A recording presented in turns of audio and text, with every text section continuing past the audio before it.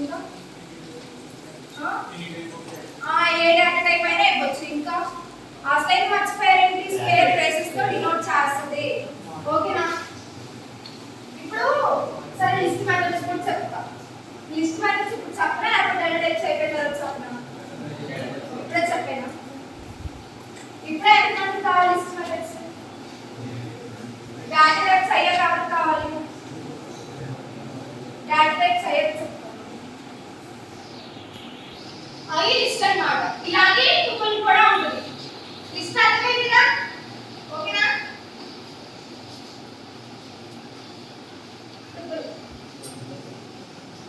ఇది